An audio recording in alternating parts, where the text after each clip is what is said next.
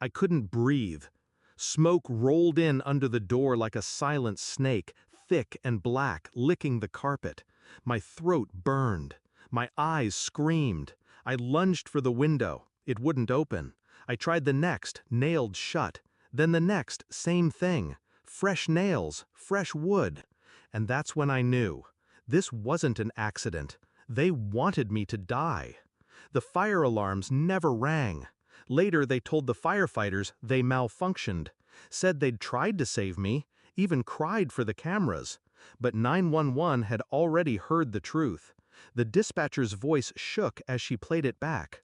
"My windows are nailed shut. They locked the doors. They want me to burn. They want me dead. Please." Then the call went silent. Not because I died, because I stopped begging. 6 months earlier, I married into that family. The house was theirs, the rules were theirs. Jason, my husband, was quiet, cold, calculated. His parents were worse. Smiles that didn't reach the eyes, polite poison. At first, I tried to win them over, cooked their recipes, cleaned their heirlooms, laughed at their cruel jokes. But I wasn't what they wanted.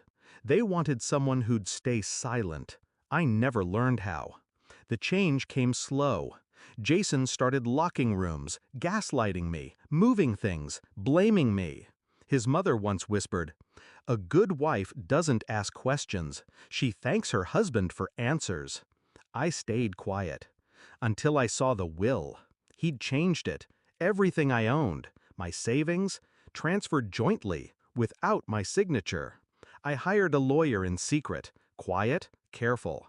We started the process. I filed for separation. But I made a mistake. I told him. I thought I owed him that much. His reaction wasn't anger. It was silence. And that terrified me more than shouting ever could. A week later, the back door bolt was changed. Then the windows jammed. The Wi-Fi was cut. My car wouldn't start. I wasn't living. I was being caged. I called my sister. She promised to pick me up on Friday.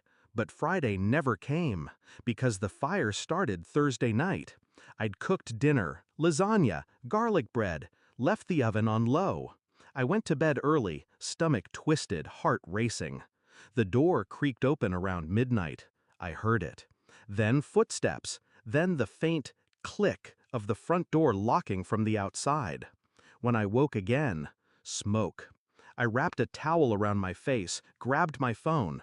The screen cracked in the scramble, but I hit 911. I screamed everything, the smoke, the nails, the door, the plan. Then I dropped the phone trying to break the window with a lamp. It cracked the glass but didn't shatter. I thought I was going to die. I blacked out by the closet. When I woke, I was in the ICU. Oxygen mask, burned arms, alive, barely. A firefighter found me, said if I had been 5 minutes later, I'd be ash. They asked questions. Jason said I fell asleep smoking. His mother brought flowers. The cops almost believed them, until they heard the 911 recording, until they saw the fresh hammer marks, until the insurance agent flagged the homeowner policy. Tripled. 3 days before the fire. Jason was arrested, his parents too. Conspiracy to commit murder, arson, fraud. The prosecutor told me in private, they were going to collect, mourn you, and move on rich. I didn't cry, not once. I sat through the trial with burned hands and blank eyes. Jason looked at me once, not with guilt, with annoyance, like I'd survived just to spite him. He was right. After the sentencing, I stood up in court, didn't make a speech, just looked him dead in the eye and said, "You should have made sure I was dead." Then I walked out. It's been a year. My skin's healing, slowly. My heart, faster. I bought my own place, small, secure. Windows I control. Sometimes I still wake up gasping. But I breathe now, free. People ask why I don't change my name, why I don't disappear. But I don't hide from ghosts. I survived them.